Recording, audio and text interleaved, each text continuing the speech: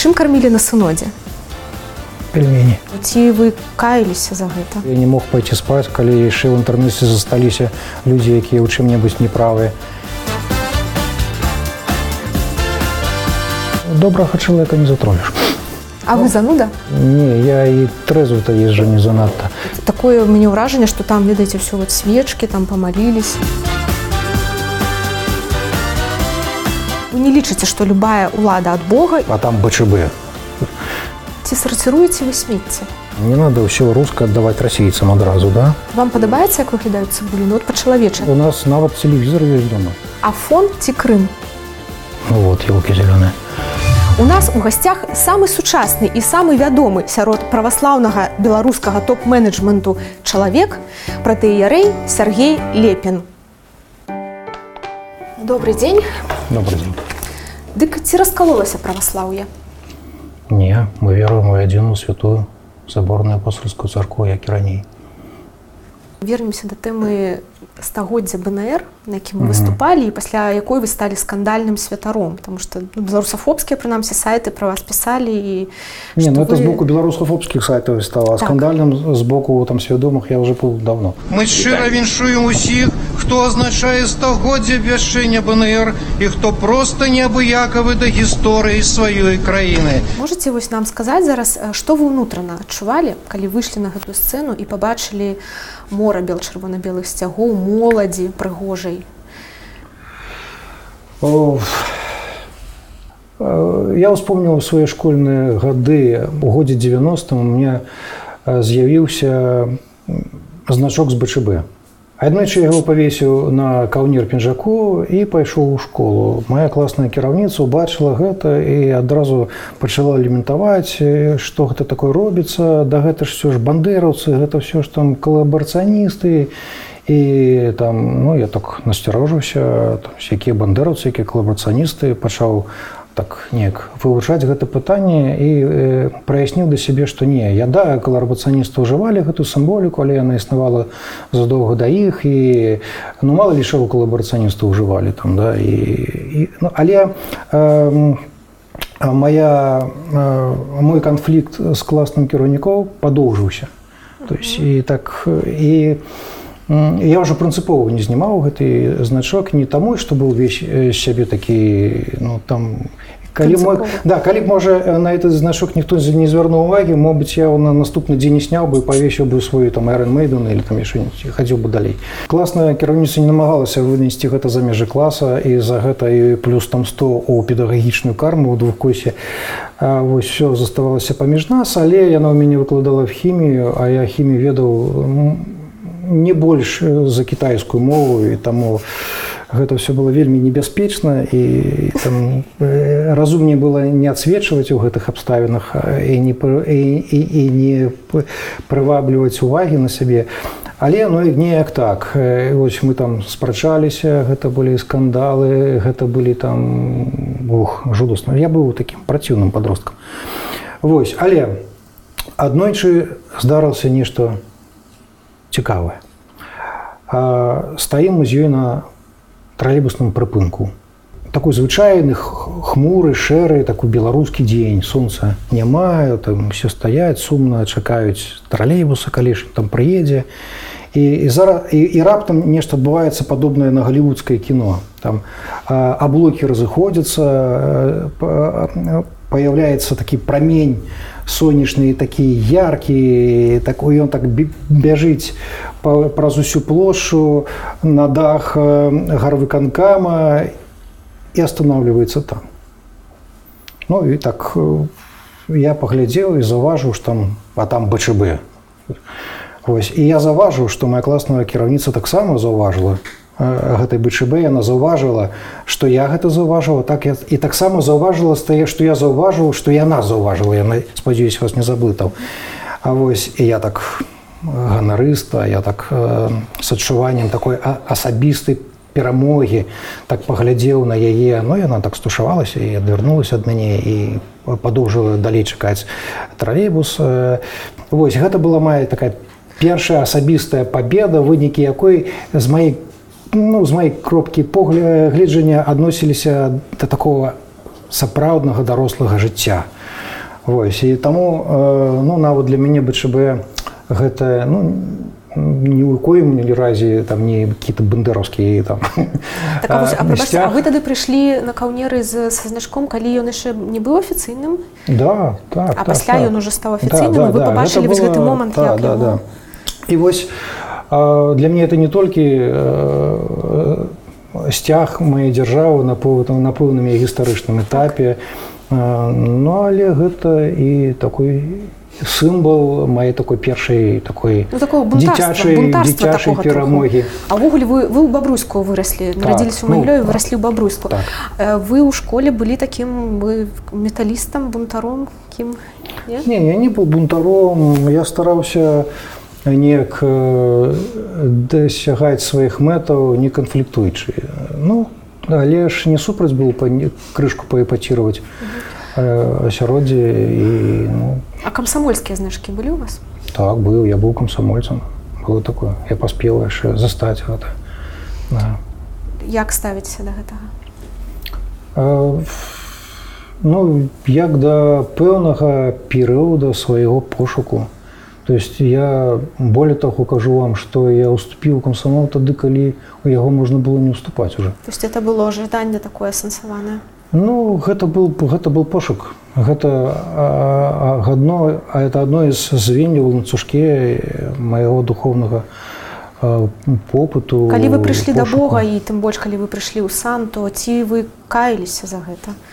За то, что вы были зразумела, бо калісьці я падзяляў ідэалогію барацьбы з рэлігійнымі прадрасудкамі, так званымі. Не, я таксама і зараз супраць рэлігійных прадрасудкаў, але ну, калісьці ў гэта словаспалучэнне ўкладаўся іншы сэнс. Вернемся да пытання пра бел-чырвона-белы сцяг. Вось стаўленне зараз да яго уладаў такое троху дзіўнае. З аднаго боку, ну вось там на святкаванне БНР-100 дазволены. Пасля бывае, што затрымліваюць асабліва там футбольных фанатаў, ну нейкія такія прэцэдэнты. Як вы лічыце, ці БЧБ-сцяг павінен быць вольным у выкарыстанні? На самой справе странна, калі дзяржаўны флаг, які калісьці быў дзяржаўным на пэўным гістарычным этапе, на нелёгкім этапе, тым не менш на вельмі важным этапе існавання нашай дзяржавы, ну, чаго яго забараняць, што ён прызнан экстрэмісткай. Ці мы яго забараняем, как зараз немцы забараняюць фашысцкую сімволіку, якая калісьці была дзяржаўнай. Армані ці Хуга Босс? Господи, понял. А кто эти парни?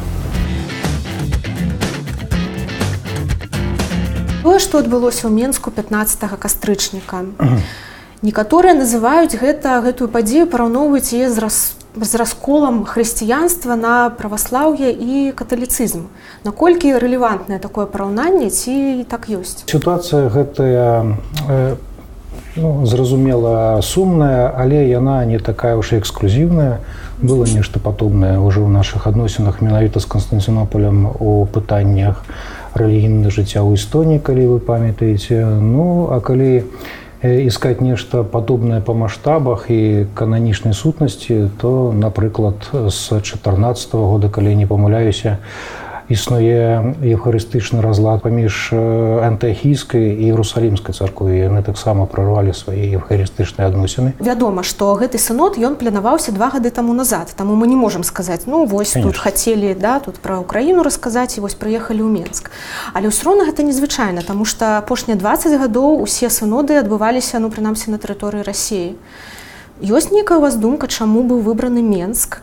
Ці ўжо, можа быць, тады 2 гады таму назад былі нейкія у кіраўніцтве рускай праваслаўнай царквы нейкія меркаванні, што, можа быць, наступная аўтакефалія можа прэтэндаваць Беларусь? І вось мы давайце прыедзем туды і пакажам, што гэта наша дзяржава, гэта наша краіна. Адразу все праблемы вырашацца і што? Не, канешне. Да, дагэтуль паседжанні сінода праводзіліся толькі ў Маскве, толькі ў Петербурге, ну, Геленджыку было таксама там, да, але за межамі Расійскай Федэрацыі сінод праходзіць упершыню. Гэта цудоўны знак, гэта паказвае, што кіраўніцтва нашай царквы асазнае, што на кіраўніцтва не толькі рускай царквы, што на кіраўніцтва беларускай царквы, што мы таксама частка, што мы існуем, што на нас трэба звярнуць увагу. Цалкам гэта такі станоўчы знак.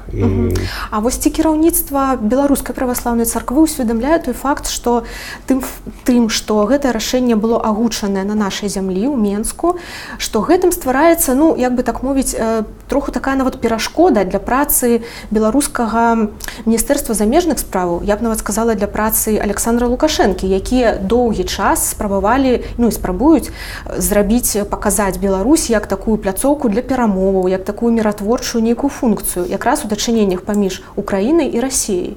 Ну, а тут вот атрымліваецца... Ну, я казаў, што то, што здарылася на самом деле сумна, але я не думаю, што яно настолькі сумна, што ў сваіх наступствах зможа перакрэсліць усе намаганні нашага МІДу. Ось. Па-першае, не так все страшна, а па-другое, не так все дрэнна з нашым МІДам, што такое, ну, паседжанне рэлігійнай арганізацыі змагло перакрэсліць там планы там дзяржавы, там, понимаете? Канешне, гэта было пытанне на мільён. Давайте вернемся да пытання на 500 рублёў. Ведаеце, вось калі ў 2014 годзе, калі тут было паседжанне нармандскай чацвёркі, якая якраз і працавала па пытаннях Украіны, то пасля паседжання, якое цягнулася там дзень і пасля ночы, яшчэ, напэўна, адзін дзень, прэзідэнт Лукашенка распавёў, што кіраўнікі дзяржаваў елі яешню, сыр, малочныя прадукты і таксама выпілі некалькі вядзёраў кавы. А чым кармілі на сынодзе? Як гэта выглядала? Я не был запрошен на обед на синоде, но я не думаю, что там нечто такое незвычайное. Ну да, это был обед, различный на вип-персон, але ничего такого там марсианского там не было упэўнена. То есть ничего ў стылі патрыярха Кірыла? Прабачце, пытанне про тое, якія перавагі ў кулінарным напрамку мае патрыярх Кірыл, ну, мне не вядома. Назовіце, калі ласка, некалькі асобаў, якіх вы лічыце героямі Беларусі. Але папрашу за выключэннем царкоўных дзеячоў, напрыклад, там Семёна Полацкага ці Ефрасіні Полацкай. Я толькі пра іх і думаю. Ну, абаронцы Брэсцкай крэпасці. Ці вы знаёмы асабіста з Александром Шрамко? Знаём, конечно. Растлумачце нам, што з ім здарылася? Ну, ён зараз зволены са сваёй святарскай пасады. Ён, як і раней, падоўжуе быць святаром, але ён лішон сваёй святарскай дзееспасобнасці. І гэта здарылася таму, што?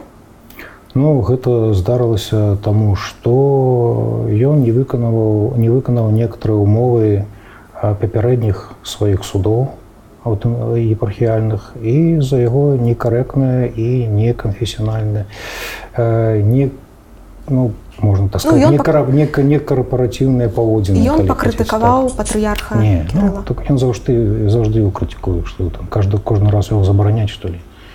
Не, там на самой справе все значна сложнее, і мне бы не хацелася тут надавацца ў дробязі, у тым ліку з-за інтарэсу самого отца Александра Шрамко.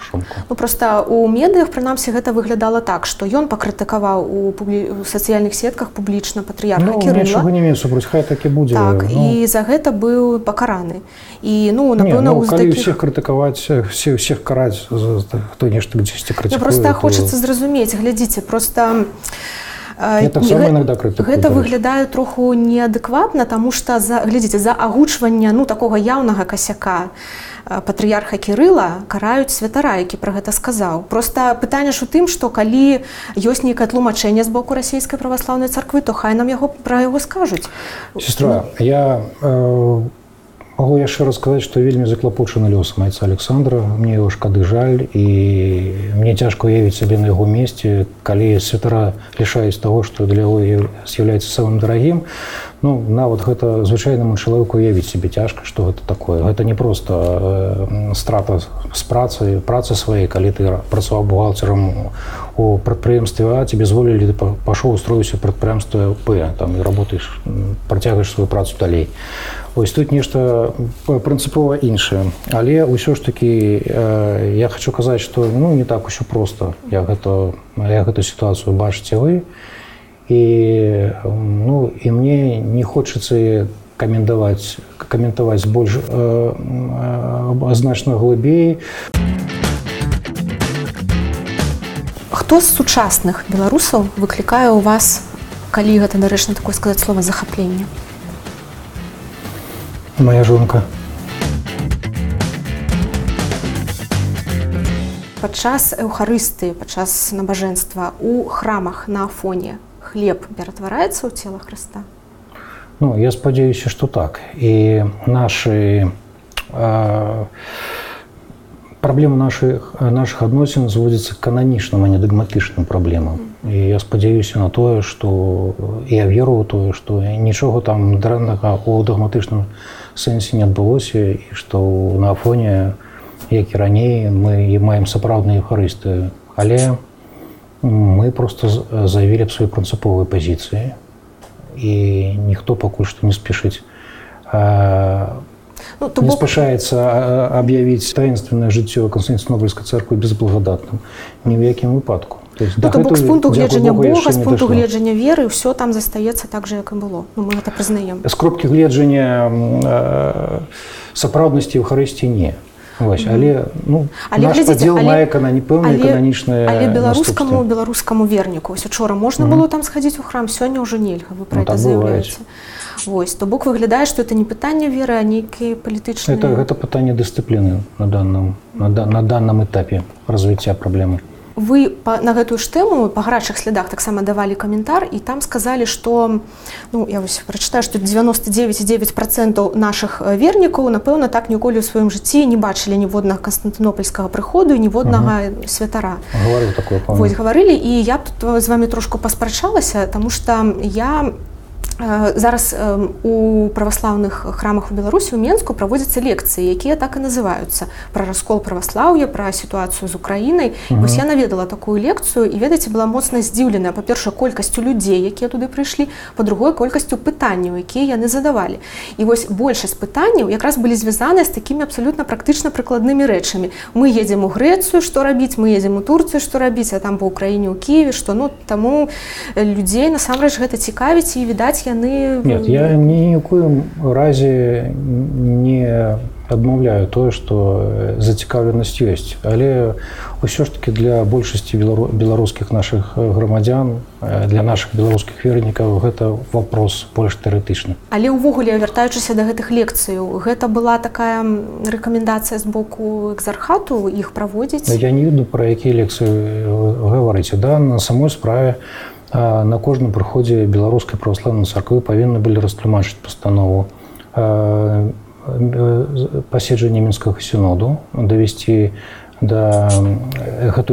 яго вынікі да кожнага верніка, але ж пра тое, каб рабіць шэраг лекцый на гэтую тэму, гэта, я так думаю, што не шэраг лекцый, проста пасля літургіі, па-першае, самой пропаведзі закраналася тэма, вельмі так павярхоўна. І пасля было сказана, што ў 12 гадзін, калі ласка, прыходзьце, будзе гадзінная лекцыя, дзе там айцец такі-такі адкажа на пытанні, і проста дасць інфармацыю. Я наведала гэтую лекцыю, і ведаеце, вось такую я просто нататку занатавала пад дыктоўку. Глядзіце, Варфаламей атрымаў наказ падтрымаць украінскую аўтакефалію ад амерыканскіх спецслужбаў. Праз амбасадараў ЗША ў розных краінах было перададзена, што калі краіна не падтрымае Варфаламея, то Амерыка спыніць там фінансавыя праграмы. Такім чынам амерыканскі ўрад торгае за нітачкі Варфаламея. Гэта нейкія перагіны на месцах, ці гэта ў нас такая афіцыйная пазіцыя БПЦ? Афіцыйная пазіцыя БПЦ цалкам саўпадае з афіцыйнай пазіцыяй РПЦ. І там усяго гэтага, усей гэтай інфармацыі проста няма. Таму у меня ёсць падазроны, што размова ідзе пра нейкія злоўжыванні на месцах Гэта правільна, гэта дапушчальна, ну таму што такая інфармацыя магла б з'явіцца на нейкім прапагандысцкім расійскім канале. Ну я гэтага не раблю, і таму менавіта таму, што я не ўпэўнены, што гэта правільна. Ці верыце вы, не ў Бога, ці верыце вы ў існаванне гендера? Гендера? Ну чаму?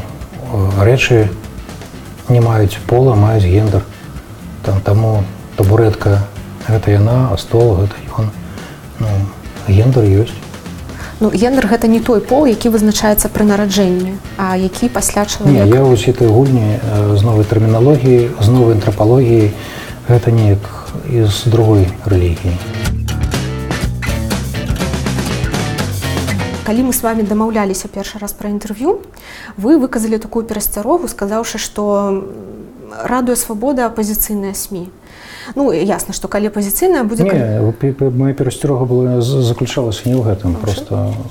Просто я маю такі не вельмі зручны опыт у сваіх адносінах з некаторымі беларускімі апазіцыйнымі СМІ, якія неадэкватна выдзёргваюць мае фразы з кантэксту і прыклады такіх. Зразумела. Ну, але ўсё роўна такая распаўсюджаная думка, што калі апазіцыйныя СМІ, хаця, у прынцыпе, апазіцыйныя СМІ гэта неправільна, таму што апазіцыйныя могуць быць партыі. Ну, ладно, апусцім гэта. Могуць быць. У нас усё могуць. То будуць крытыкаваць дзяржаву. Прэзідэнта, дзяржаву. Я ведаю, што пазіцыя ўвогуле царквы супрацоўнічаць, не крытыкаваць дзяржаву. Гэта так? І скажыце, чаму так? Прынцыповым момантам з'яўляецца не тое, што апазіцыйнае, а то, што, ну, па нейкому па ўмаўчанню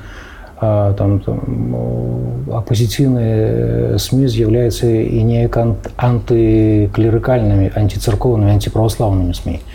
Ось, і зразумела, гэта накладае пэўны адбітак на маё стаўленне да перспектыў даць свае каментары цім ці іншым сродкам масавай інфармацыі. Ось, па-другое, царква лічыць сваім абавязкам вучыць народ. І царква лічыць, і з гэтага следуе тое, што мы пакідаем за сваё права вучыць таксама і ўлады. Ось, і... Прабачце, вы пакідаеце такое права, вы не лічыце, што любая ўлада ад Бога і таму яе крытыкаваць не, пагадзіце, мы лічым, што ўлада ад Бога, але што значыць, чаму яе нельга крытыкаваць? Вот, і жонка мне моя ад Бога, і шмат чаго моє жыцця ад Бога. Так, не сведчыць аб тым, што я не магу крытыкаваць сваю жонку. Магу яшчэ как, надеюсь, яна гэта не чуе. Дранікі ці пельмені? Ой, все такое смачнае. Зараз бы, ну,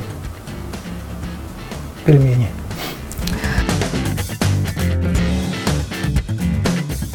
Чаму праваслаўная царква, нават не кажам пра крытыку, таму што тут такое, чаму не выказвае пазіцыі па важных для грамадства справах, па нейкіх вострых, якія рэзанансныя ў грамадстве? Напрыклад? Да, колькі заўгодна. Не ведаю, дзедаўшчына, самагубствы ў войску, гвалт у сям'і, смяротнае пакаранне, там тыя ж канфлікты ў курапатах, вайсковыя могілкі. Вы, ну, як мінімум, вы пералічылі некаторыя праблемы, па якім я асабіста рыхтаваў пэўныя прапановы і канчатковы афіцыйны дакумент. Якраз такі на ўсё гэта мы рэагіруем, ну, мусіць, не так хутка, як камусьці хацелось бы, але і курапаты, і што вы там яшчэ там назвалі, там, ну, пра ўсё гэта было казана неаднойчы. Другая справа, што мы ніколі не імкнуліся стаць пад чыісьці сцягі у гэтым супрацьстаянні. Курапаты ставіць ці не ставіць крыжы, там, ну, здаецца, звычайная тэма, якую можна было бы попытаться вырашыць без усякіх там палітычных партыяў, але не, і тут палітычныя партыі. Потом все здзіўляюцца, чаму, ну, вот, там ёсць хтосьці, а нема нас. Ну, таму што мы не прымаем удзел у палітычнай барацьбе. Мы не хацім, не жадаем ліць ваду на млынь там той ці іншай палітычнай партыі. Мне здаецца, што гэтыя пытанні, якія пералічыла, яны якраз мала палітычных партый, якія імі займаюцца, можна сказаць, увогуле не займаюцца. Проста ёсць нейкія актыўныя грамадзяне, якія працуюць, ну там калі браць курапаты, то ставяць крыжы, там трымаюць варту, калі сказаць пра самагубства. Напрыклад, северинец. Ну, да, але там побач з северынцам ёсць яшчэ некалькі чалавек, якія не належаць ні да якіх партый. Скажыце, як часта вы моліцеся за Беларусь? На кожным набажэнстве, на кожных ранішніх і вечорніх малітвах. Ну і калі еду за рулем, тады таксама иногда поглядишь на что-нибудь и помолишься.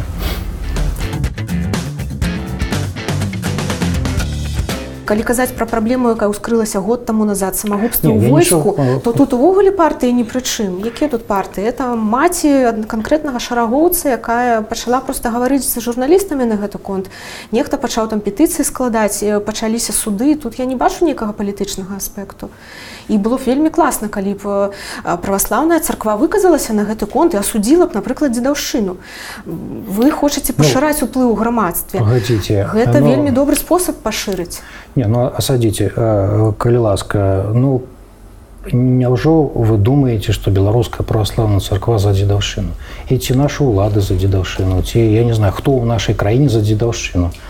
То есть и ну мы супраць забойстваў, мы супраць гвалту, мы супраць там супраць, ну не знаю, вараўства, там разбою, там ну але ці трэба гэта удакладняць асобна ў кожным выпадку там і ці ну зразумела ёсць тэхналогіі, якія бы нам дазволілі дадаткова прапіарыцца. Ну я думаю, што ніхто не сумняваецца ў тым, што царква супраць дзедаўшчыны. Я таксама не сумняваюсь, што і ўлады супраць дзедаўшчыны. Не, знаеце, вот на самой справе БПЦ за дзедаўшчыну, да, ну так. Ну вы просто ў негатыўным сэнсе ўжываеце слова прапіарыцца. Мне здаецца, што адна з мэтаў, ну тым ліку і праваслаўнай царквы гэта піарыцца ў добрым сэнсе гэтага слова, таму што нет, ну таму што мы яшчэ раз скажам, што гвалт гэта грэх, ну просто нет, ну хотите, я скажу зараз, то есть ну просто мне кажется, мне здаецца, што ну і так усе ведаюць, што неба голубое, яно не такое, як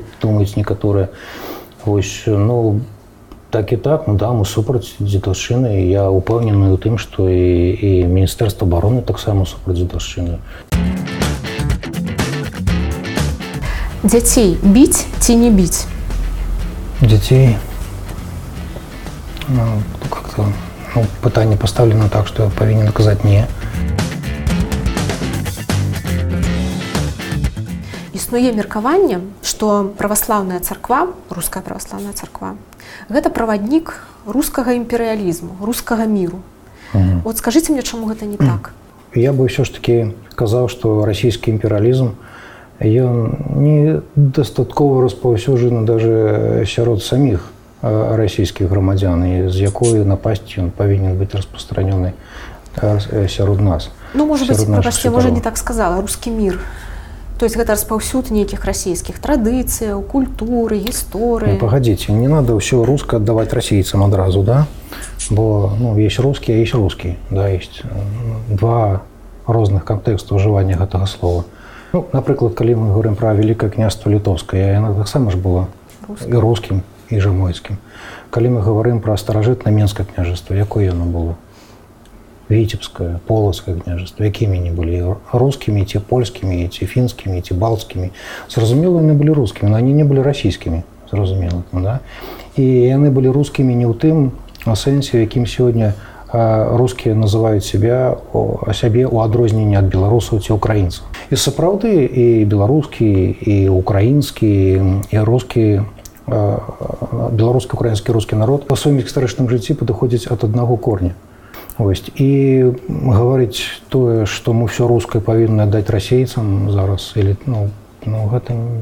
Ну, мы то, можа, не ведаю, аддаць, але тут атрымаецца, што яны нам аддаюць. Нет, і таксама ёсць рускі мір, і ёсць рускі мір, да? То есть рускі мір как пэўная палітычная дактрына, якая уяўляе сабой папытку адбудаваць расійскую імперыю, гэта там адно там, да?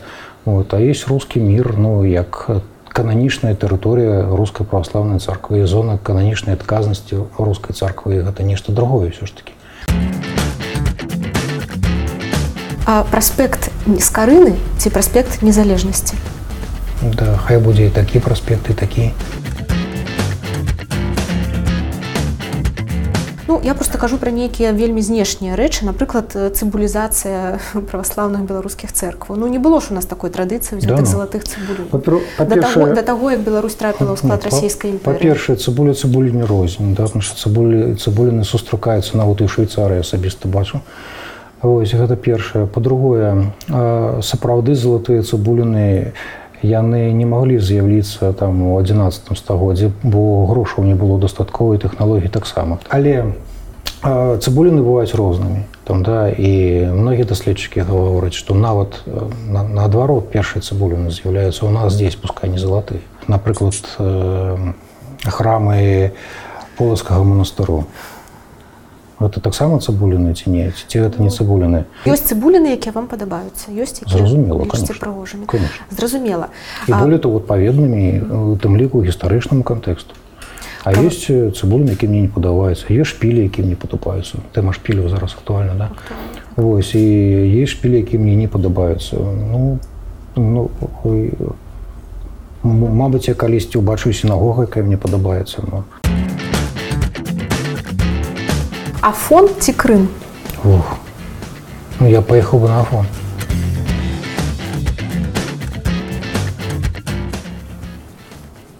Я абышла некалькі праваслаўных кнігарняў, шукала кнігу на беларускай мове.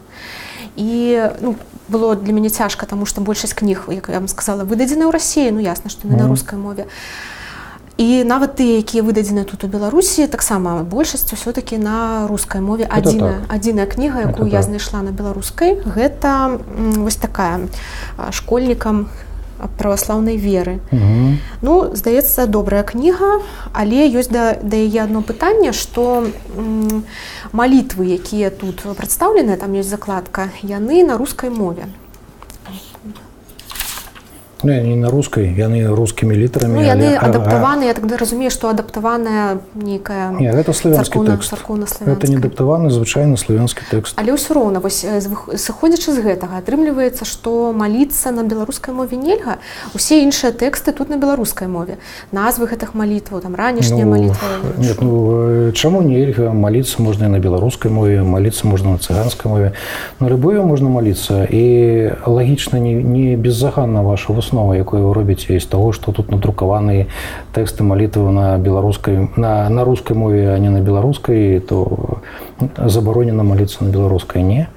Вось, і малітоўнікі ёсць на беларускай мове, і спажывецкі допыт на іх, на жаль, не самы вялікі. Але ўсё роўна сітуацыя выглядае дзіўна. Ну, кніга на беларускай мове. Лагічна, тэкст на славянскам, не на рускам, на славянскам. Пакінута, некаторыя нават беларусамоўныя святары аддаюць перавагу славянскаму тэксту малітваў. То есть для них гэта более звычна, ім славянская мова у якасці малітоўнай падабаецца больш. Існуе такая кропка гледжання. Тут не трэба рабіць якія-то такія сусветныя... Гэта не прасоўванне рускага міра. Што? Гэта не прасоўванне рускага міра. Прабачце, гэта славянскі тэкст. Якой-нибудь русский? Ну, тут есть белорусская мова. Книга выдается на белорусской мове. И она так само даже не на российской мове. Вы блытаете. Или славянский язык – это уже одразу русский мир. Ну, гэта кніга для школьнікаў. Я вельмі слаба уяўляю, што яны добра ведаюць, што такое славянская мова, што такое царкоўна-славянская мова. Ну, так даваць. Ім і гэта тлумачыць, а не проста гаварыць, што славянская мова – гэта рускі мір. Вы ведаеце гэтую мову? Славянскую? Так. Ну, это моя рабочая мова, я ею карыстаюся. Так, я, мусіць, даваць інтэрв'ю на старажытна-славянскам мне было б значна цяжэй, чым за беларускую. Але так, я магу чытаць Евангелие на славянскай мове, разумець яго. Я магу чытаць тэксты святых отцоў, разумець іх. І вы таксама можаце. Так я почитала, для меня это як русская мова. Я чему и сказала, я зразумела, что это русская мова. Это славянская мова. «Врутся Твои, Господи Иисусе Христе, Боже мой, предаю дух мой, Ты же меня благослови, Ты же меня помилуй, и живот вечный даруй мне, аминь». Уявіце сябе, гэта славянская мова. Для мяне гэта гучыць як руская мова, не як беларуская. Не, она гучыць вам просто як зразумелая мова, вас гэта неяк так пугае і, так сказаць, не трэба баяцца чалавека з ружом, як гаварыў адзін персанаж у Нікіты Міхалкова. Ці трэба ў школах казаць пра тое, што трэба рабіць для таго, каб у нас не было ранніх цяжарнасцяў? Зразумела, трэба бараніць цнотлівасць, сохраняць цнотлівасць там, і гэтак далей. Зразумела, трэба. То бок замест сексуальнага выхавання трэба ўвесці праваслаўнае. Так это ёсць сексуальнае выхаванне. Просто у нас свае тэхналогіі, свае акцэнты. Насамрэч, у беларускай праваслаўнай царквы ёсць дамова з міністэрствам абароны Беларусі. Падпісалі даўно Філарэт і Мальцаў. І я вось цытату прывяду, паводле гэтай дамовы супрацоўніцтва павінна служыць выхаванню вайскоўцаў і іх сем'яў у духу любові да Отечества, там выкарыстоўваецца слова, Рэспублікі Беларусь. Я прагледзела вельмі шмат кніг, якія даступныя ў нашых праваслаўных кнігарнях. І слова менавіта «Отечество» выкарыстоўваецца ўсюды як у значэнні «Расія». Не, там гаворыцца пра Расію. Дзе знайсці кнігі, у якіх айчына Отечества гэта Беларусь і якія выкарыстоўваюцца для выхавання вайскоўцаў у мэтах патрыятычнага выхавання? Ну, я зараз не готов адказаць на ваше пытанне зместовно, то есть дакладна пералічыць спіс там пэўных выданняў. Але яны ёсць. Вы можете сказаць, што яны ёсць? Я не ведаю. Я ніколі не працаваў з вайскоўцамі, і гэта там, для мяне іншая планета. Але я скажу наступнае. На самой справе айчына, там, Отечество, да, для нас зразумела, што айчына – гэта Беларусь. І для вайскоўца гэта зразумела, бо ён дае прысягу, дзе там усе катэгорыі, усе тэрміны маюць сваё дакладнае гучанне, сваё адпаведнае значэнне. Ці сарціруеце вы смецце? Не, у нас мусараправод звычайны, які не прадугледжвае гэтай магчымасці. Но бумагу мы пакідаем, бо моя дзяўчынка вывучаецца ў экалагічнай гімназіі, яны там постоянно збіраюць какую-то бумагу, я уже не ведаю, дзе іх браць нават. Хоць ты ідзі покупай куды-нибудь. Адкуль яны ўвогуле ўзяліся і чаму вакол іх гуртуюцца таксама і праваслаўныя святары? Ну, вось гэтыя ўсе фотаздымкі з іхных нейкіх там падзеяў, з нейкіх мерапрыемстваў і вельмі часта, на 85% заўсёды там будзе праваслаўны святар. Патрыятычнае выхаванне – гэта не толькі праблема рускай праваслаўнай царквы і беларускай у дакладнасці. Гэта праблема, якая асведамляецца і палякамі, і веруючымі другіх краін, і там разнастайныя кадэты, разнастайныя скаўты, яны таксама праводзяць свае летнікі, у них таксама ёсць уніформы, у них таксама ёсць якія-то там уставы, якія-то вайсковаабразныя дзеянні, там, і так далее. І зразумела, што вайсковая тэматыка, яна сама па сваёй сутнасці цікава хлопчыкам. Я таксама калісьці гуляў вайну, калі быў маленькі. Зразумела і лёгка уявіць сабе, што паявяцца якія-то прапановы з боку царквы, якія будуць эксплуатаваць гэту зацікаўленасць гісторыяй, вайсковым жыццём, таким камандным духам. Можна назваць гэта там кадетамі, можна назваць гэта там, я не ведаю, там гардэмарінамі якімі-небудзь. Звярніце увагу, што ў Беларусі много цывільных казакаў. І это не царкоўныя казакі якія-то там, да? Адзін нават балатаваўся ў прэзідэнты? Да. Прабачце, гэта не царкоўная крэатура. І зашмат сёння казакаў, якія самі сябе казакі, і цэрква не мае да них ніякога прамога дачынення. Але вы пазвалі мяне, я прыйшоў, кудысьці пазавуць бацюшка, ён таксама прыйдзе, нас і барасыем запрашаем, мы прыходзім, і казакі запрашаюць, з'явяцца беларускія каўбоі, мы да каўбояў таксама будзем прыходзіць, хай завіце каўбоі. Я звычайна нікаму не адказваю. Вас звалі на ноч расстраляных паэтаў? А мяне звалі на ноч расстраляных паэтаў. Вы не прыйшлі? Да, я не прыйшоў, таму што мне не атрымалася палучыць благаславенне ад свайго кіраўніцтва.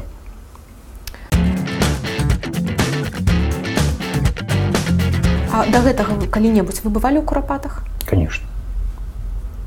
У вас ёсць у вашай сям'і рэпрэсаваныя сваякі, пра якіх вы ведаеце нейкія звесткі? Не, у мяне няма такіх сваякоў, але я так думаю, што они у тым ці іншым пакаленні ёсць у кожнага беларуса.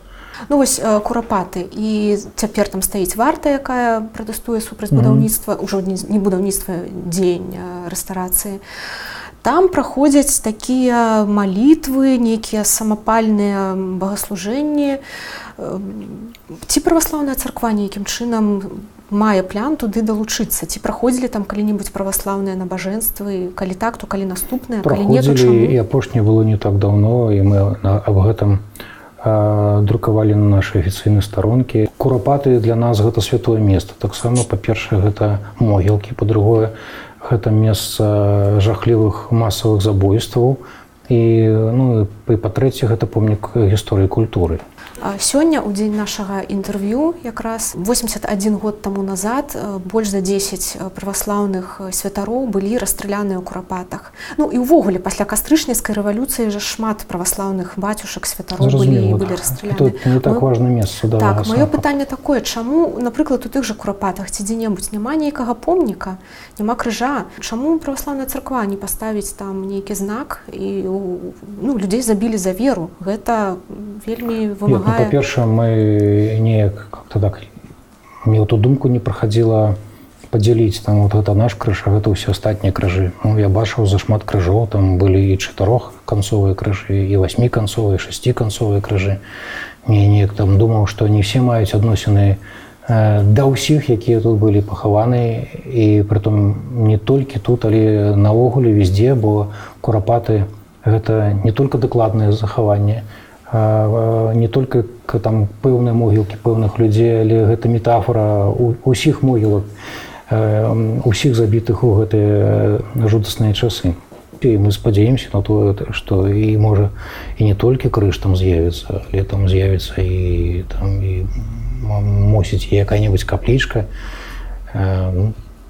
Ці атрымаецца гэта, будзем на гэта спадзявацца. То есть нет ніякай такой адваротнай нашай пазіцыі, што не, мы не будзем там нічога рабіць, мы не будзем там нічога ставіць. Трэба актыўней, таму што вы часта адказваеце, што мы ж тут Біблія, Бог, вера, канешне мы за добро, але вельмі часта ж трэба дзеянні, каб былі, як пра тыя ж выказванні, што вы ж не можаце проста сказаць, слухайце, у адпаведнасці з запаведзямі мы ж не можам быць за гвалт, але часам трэба выказацца і супраць дзедаўшчыны, і супраць сямейнага гвалту, і супраць курапат, і па праблеме курапату мы выказваліся не аднойчы. Калі вы сачыце за навінамі, і Свабодзе таксама, па-моему, не аднойчы даваў каментар. Паўтарыце, калі ласка, дзеля нас ваше персанальнае меркаванне наконт рэстарацыі паедзем.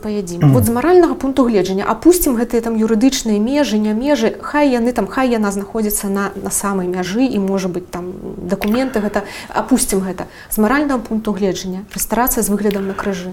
Калі выясніцца, што рэстарацыя стаіць на тэрыторыі могіл, гэта абсалютна недапусціма, і бо на могілках могуць знаходзіцца толькі могілкі і ці храмы. Вось, калі вдруг высветліцца, што не, там няма ніякіх могілак, што просто збоку знаходзіцца... Збоку і блізка, і бачныя крыжы, то як тады?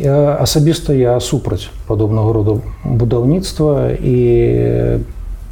а з іншага боку я задаюся іншае пытанне, а вот калі забараніць, то на падставе чаго? Гэта маральны аспект. Да, то есть з кропкі гледжання закону, то есть, допустим, нічога не парушылі, они атрымалі адпаведныя дазволы ад улад і там будаваліся і хочуць там працаваць. Вось, ёсць галава ў людзей, ёсць сэрца ў людзей, ёсць пэўныя катэгорыі, якія ніколі не прапішаш цалкам у законе. І сапраўды, где оно блізка, а где оно далёка. А калі б яны на 100 метраў далей бы поставілі сваю рэстарацыю, гэта было нармальна ці не? Калі б на 120 метраў, а калі на 300, а калі на 500, калі бы вот этот колькасна-якасны пераход атрымаўся бы, калі ўжо шоў там. Зразумела, што ніхто тут такого дакладнага, матэматычнага, выверанага рашэння не прапануе ніколі. Но я бы не стаў, зразумела, будаваць у гэта месца, але просто забараніць на якой падставе людям будавацца там, ну, я не ведаю. Но есть рэчы, якія некаторыя другія людзі просто не адчуваюць. І пытаецца неяк дагрукацца да них, просто не хадзіце ў гэты рэстаран, пішыце скаргі, это таксама наше право, там, пікеты. Право на пікеты – гэта дэмакратычнае права, але одно право не павінна перашкоджваць праву іншага. То есть пікеты стаяць добра, дай Бог. Ну, а права іншага весці бізнес. І там канфлікты паміж людзьмі, гэтыя машыны не пускаюць. І вось гэты канфлікт, для мяне не здаецца мне беззаганным. То есть я лічу, што перашкоджваць іншым людзям, ажыццяўляць свае справы згодна з адпаведна атрыманым дазволам можа забараніць толькі суд. Рашэнне о надзеленні правам будаваць там рэстарацыю не беззаганна, мякка кажучы, да? Ось. І добра, што мы з гэтым не пагаджаемся. Але па форме з пратэстоўцамі вы не згодныя, што там на машыны кідацца не трэба, кусаць уладальнікаў рэстарацыі таксама не трэба. Ці наведвальнікаў, ці гасцей. З адной маральнай недарэчнасцю нельга бароцца іншымі маральнымі недарэчнасцямі. Фейры ці Пемалюкс? Это какие-то чистейшие сродки, да? Ну, мы хочам праверыць, ці мыеце вы посуд. А, посуд. Не, прымушаюць калі-нікалі, мою.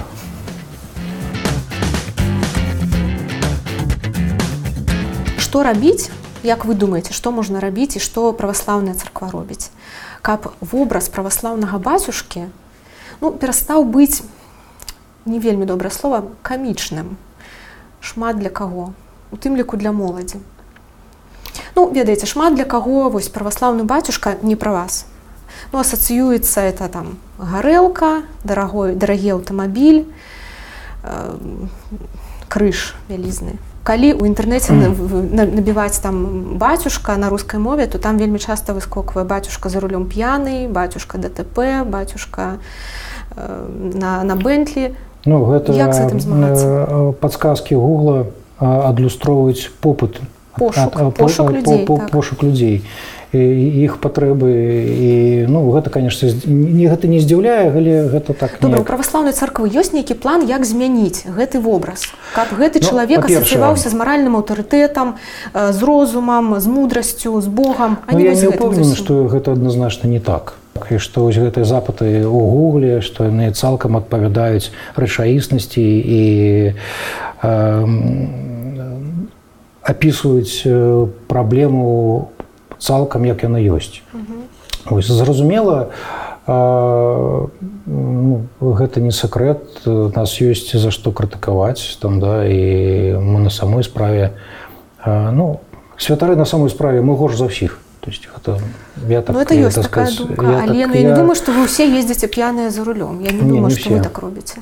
Не, я і трэзву-то езжу не занадта. А які у вас аўтамабіль, дарэчы? У меня Renault Scenic. Сціпла? Чаму сціпла? Не такая уж сціпласць. Вы сказалі, што так, ёсць такая нейкая праблема. Яна тычыцца больш, все-таки, напэўна, расійскай праваслаўнай царквы, не беларускай. Мне здаецца, што там гэтага больш. Нет, я тут не хочу адмяжоўвацца ад расійскай царквы. Калі нас будуць расстрэльваць з расійскімі моими коллегами, я скажу, што я таксама святар, і я такой, як яны. В сэнсе, прабачце, расстрэльваць улады тут зямныя ці дзесьці... Гэта была метафора. Калі там яе сэнс не зразумелы адразу, то можам выразаць ее там, хай там. Не, я просто не хочу ни в якім разе там отделить себя от своих российских коллег и сказать, что не, вот яны там, да, яны там плохие, а вот мы у Беларуси тут на самой справе лепш, у нас там, не, я не хочу.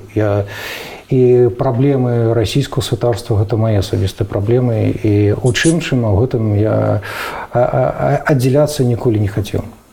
Вот, это первое. По-другое, на самой справе ці то святар, поп, там, ці то ксёндз, ці то мула, ці то равін, яны заўжды являюцца там пэўнымі фігурамі у фальклорных анекдотах, сказках, небыліцах і гэтак далей. І чаму гэта так? Не проста літаратура знаўчае пытанне, а вось, па-першае, заўжды такі інтэнцыі да святасці ў кожным народзе абцяжарваліся здольнасцю да прафанацыі і нават багагульства. Чаму не? Адно з іншага боку, святары на самой справе не безаганныя, нас ёсць за што крытыкаваць, над намі ёсць за што смяяцца. Цалкам, у нас таксама ёсць і пачуццё гумару, і мы таксама жартуем і расказваем анекдоты пра журналістаў.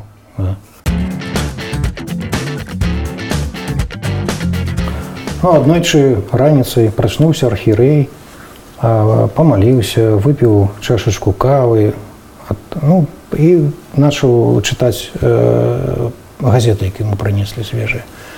Папалася ему какая-то апозіцыйная газета, ён прачытаў ёй якой-то антыклерыкальны артыкул, яна яго неяк абурыла, ён так расстроіўся і падумаў, чаму ж яно так вот усё. Наверное, яны ад таго такія злыя, што мы з імі не сябруем. Надо іх, мусіць, да сябе ў госці паклікаць, пагаварыць, папіць гарбаты, так і зрабіў. Взял этого журналіста, запрасіў да сябе, говорит, поехали з табой з'ездзім у моры, паловім рыбу, поехали. Едуць, журналіст задае свае пытанні каверзныя, владыка на іх адказвае. І в які-то момент владыка ўстае для таго, каб даць іконачку у падарунак свайму суразмоўцы. І тут вецер падхаплівае гэту ікону і выкідвае за борт лодкі. Такі нелоўкі, немы момент, владыка так памаліўся, перакрысціўся, перахрысціў ваду і пашоў па ёй за іконкай, падабраў яе, залез назад у лодку, аддаў яе гэтаму журналісту. Як вы думаеце, з якімі загалоўкамі назаўтра выйшла газета? Сенсацыя, наш мітрапаліт не ўмее плаваць.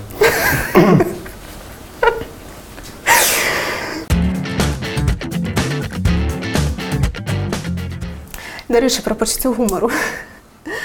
У вас ёсць сям'я? Ёсць. Я не кажу, што сям'я – это смешна. Это цудоўна. Иногда так само, да. На сваёй старонцы пра вашу сям'ю вы напісалі так. 3 дзяцей, 2 дачкі і жонка. Абыкновенная зануда, но з чувствам юмора. Зануда, да. Зануда – гэта крыўдна? Што? Зануда – гэта ж крыўдна. Зануда? А мне не. А вы зануда? Иногда да. Глядзячы на тое, аб якіх пытаннях ідзе гаворка. Я, конечно, разумею тонкую гульню гэтай фразы, таму што зануда з пачуццём гумара, ясна, што чалавек з пачуццём гумара не можа быць занудай. А можаце расказаць, апроч гумару, чым яшчэ ваша жонка займаецца? Зараз яна домахазяйка. То есть зараз, да гэтага пару гадоў таму яна працавала звычайным кассірам, аператарам у будаўнічым супермаркеце. Вось па адукацыі на псіхолог. Наколькі гэта сумяшчаецца пачуццё гумару і атмасфера сям'і святара? Такое у мяне ўражанне, што там, ведаеце, ўсё свечкі, там памаліліся, вось так. Плюс жа да нас не дайшлі звесткі, што Христос жартаваў і нам даў наказ жартаваць. Это як? Сябры, мы звычайныя людзі. Я звычайны муж, моя жонка звычайная жанчына. І, мы молімся, у нас там ёсць свечкі, у нас ёсць іконы, але у нас усе як у звычайных сем'ях, мы калісьці паспрачаемся, калісьці паругаемся. Калісьці і дачкі што-небудзь пачуюць такое у свой адрас. Усё як у всех, А як вы сваіх дочак, колькі ім гадоў, дарэчы, як вы іх выхоўваеце? Ці ёсць у іх, не ведаю, YouTube, серыялы, тое, што ў дзяцей ёсць, не ведаю, колькі ім гадоў? Маёй старшай ўжо 21 год, я так думаю, што яна ўжо нас выхоўваюць. Малодшай 14 гадоў. Это ўжо падлеткі. Да, старшая вучыцца ў магістратуры Яна філосаф таксама па сваёй першай адукацыі і зараз у інстытуце культуры. Яна піша сваю магістэрскую працу. Старшая дачка вучыцца ў 9 класе, займаецца спортам, яна у нас такая волейбалістка. Вось, ну, такая... У іх звычайнае было дзяцінства, ну і зараз юнацтва, ці ўсё-такі ў іх былі вось гэтыя... Ну, яны раслі не ў манастыры, там звычайныя дзяўчынкі, звычайныя сяброўкі, звычайныя гульні. Ну, серыялы вы ім дазвалялі глядзець? Ну, дазваляў. Чаму не там? Ну, вось вы... У нас нават тэлевізор ёсць дома. О. А кампутер? Ёсць, да. Даже 2. Ну, 2 ці 3? Ну, то не працуе. Я думаю, 2.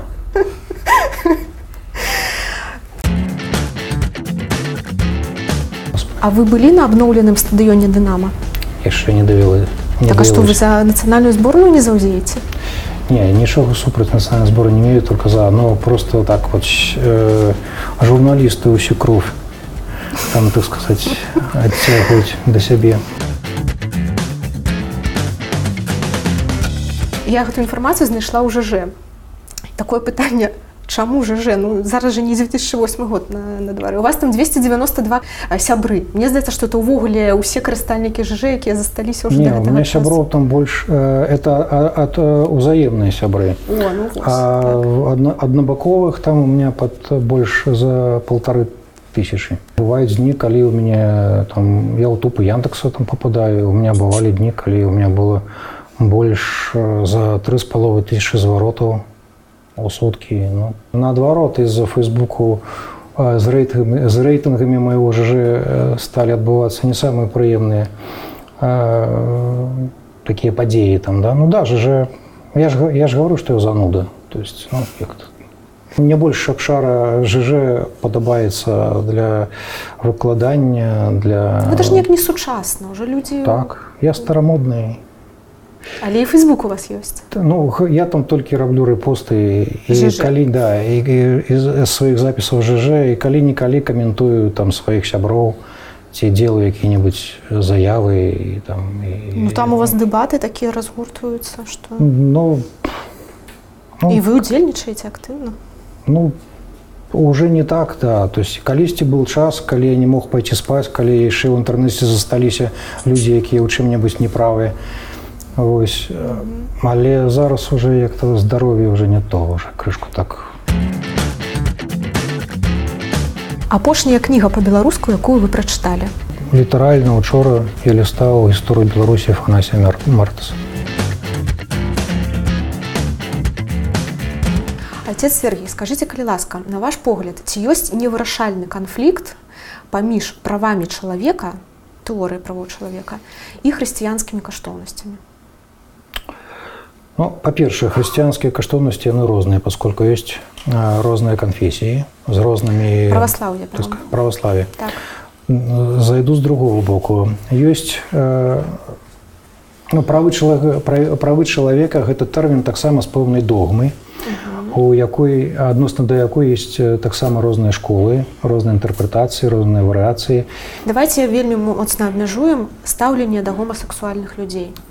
Вось, ёсць правы чалавека, дзе гэта ўсё норм, ок, і ёсць праваслаўе, дзе, ну, явна, што... Ну, зразумела, у гомасексуалістаў, навогул усяго ЛГБТ ёсць свае правы. То есть яны людзі такія, як і я. У іх ёсць правы на ўсе тыя правы, якія гарантуе наша Канстытуцыя. На абарону іх жыцця, на адукацыю, на працу, на медыцынскае абслугоўванне, ну і гэтак далей. То есть тут... Я вас пераб'ю, просто каб час.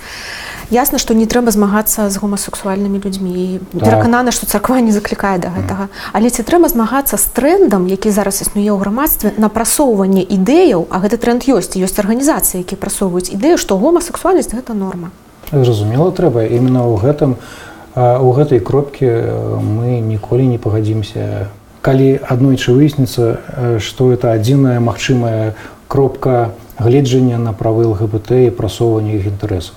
З нашай кропкі гледжання ЛГБТ, ну, гэта балезнь, да, гэта парушэнне сексуальнасці чалавечай, якая сама па сваёй сутнасці здаровая і беззаганная, але беззаганна, громко сказано, пасля грэхападзення нашых, так, ну, нічога няма дрэннага ў самой сексуальнасці. Так. Але, ну, да, для нас заявы пра тое, што ўсё, што датычыць ЛГБТ, гэта норма, гэта варыянт нормы, і падставы, на якіх гэта робіцца, дзескаць, людзі такімі нараджаюцца, у жывотным свеце таксама ёсць такое, гэта не лечыцца і гэтак далей. І, ну, гэтая падстава для нас таксама не з'яўляецца вартымі чаго-небудзь, бо, прабачце, але і хваробы таксама бываюць такімі, з якімі нараджаюцца, і такія, якія набываюцца. Гэта ўсё роўна хвароба. Ёсць, ну, такія хваробы, якія не лечацца таксама. Продаж алкаголю кругласуткава ці да 22 вечара? Калі рэжым продажу неяк уплывае на статыстыку негатыўных наступстваў, то я за абмежаванне. Калі не, то калі супраць. Дарэчы, любімы алкаголь? Любімы алкаголь, мабыць, віскі. Праблема з прыездам папы. Ну, вот ён не можа сюды прыехаць, таму што супраць маскоўскі патрыярх. Не, ён можа сюда прыехаць, то бок для таго, каб ён сюда прыехаў як лідар светскай дзяржавы, Ватыкан, якую ён узначальвае, то есть там нашага дазволу не патрабуецца у нас светская дзяржава. Вось. Але папа хоча прыехаць сюды не проста як не проста для католікаў і да католікаў. Папа хоча сюда прыехаць, ну і тым ліку для праваслаўных, і мы не супраць, мы былі бы рады, калі б такая магчымасць была. Але пэўныя праблемы, ну добра, што ў Беларусі паміж католікамі і праваслаўнымі ўсё добра, мы ходзім адзін да аднаго ў госці. Так чаму папа не можа прыехаць? Раньше стаяла такая праблема, што да, мы будзем сустракацца, гаварыў патрыарх, з папай толькі тады, калі мы прыйдзем да разумення ў пытаннях уніатызму і празелітізму. І ў 1997 годзе ў Грацы павінна была адбыцца сустрэча паміж патрыархам Алексеем і папай Іоаннам Павлам II. Але гэта стрэча не адбылася, бо за 2 дня была зменена павестка дня, дзе асуджаліся празелітізм і уніатізм. Ось, но, дзякуй Богу, адбылася сустрэча нашага патрыарха і папы Рымскага ў Гаване.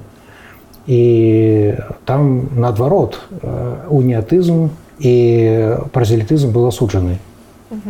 Здавалось бы, што ўсякія перашкоды, супярэчнасці зняты, і мы можам сустрэцца. Вось папа Рымскі жа ж прыязджаў зараз у Літву. Тэхнічна можна было б у Беларусь заехаць? Ну да, калі была магчымасць сустрэчы з патрыархам маскоўскім, то было б добра, калі яно так атрымалася. Ось, але пакуль я спадзяюся на тое, што пасля гаванскай сустрэчы такія галоўныя супярэчнасці у нашым стаўленні да тых ці іншых праблемаў сучаснасці у нашых адносінах вырашаны, і што, ну, калі-нікалі і сустрэча патрыарха Кірыла і папы Рымскага адбудзецца зноў, і, мусіць, яна адбудзецца на тэрыторыі нашай краіны. А без Кірыла ён можа сюды прыехаць? Проста адзін? Ну, мы ж не маем правы забараніць. То есть, на мою думку, што патрыарх, ну, як мы забаранім папе Рымскаму прыехаць? То есть, ну, дзякую, канешне, за кампліменты і за думкі пра нашыя магчымасці, але, ну, ўсё ж значна сложней, як вы разумееце. Мы спадзяемся, што візіт папы ў Беларусь стане магчымым тады, калі все супярэчлівасці ў нашых прынцыповых дыпламатычных адносінах будуць зняты, а я спадзяюся, што они ўжо зняты пасля гаванскай канферэнцыі.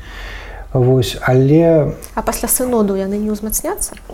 З Рымам не, но зразумела, сам сінод узмацніў некаторыя супярэчлівасці паміж саміх праваслаўных. І зразумела, по выніках вырашэння гэтага сіноду у абставінах, якіх мы знаходзімся зараз, мабыць, было не мэтазгодна пытацца рабіць сустрэчу з папай нават зараз.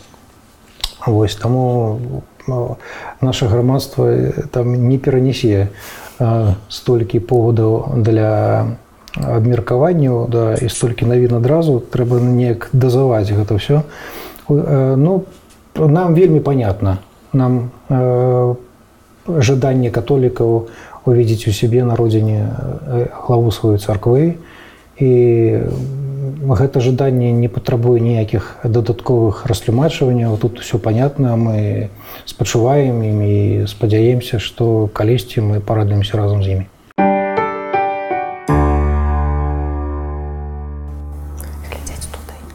За межы класа. Просто там есть агульны план, і, да. Бачыце, вам не патрэбны нейкія шпаргалкі. Каўнер. Я забыл опять, пробачьте. Каўнер. Вы апозіцыйныя СМІ, таму я хутчэй не пайду, таму што вы вырвеце мае фразы з кантэксту. Нет, вы ж вырываеце з кантэксту. Мы ж не такія страшныя аказаліся, насамрэч. Ну, так сказать, яшчэ не вечар, мы яшчэ ж не бачылі, так сказать, канчатковых вынікаў сённяшняга нашага паседжання. Вы зараз прыйдзеце домой, вас пытае жонка, ну як я вам думаю, што адкажаце? Я скажу, адчапіся, я стаміўся.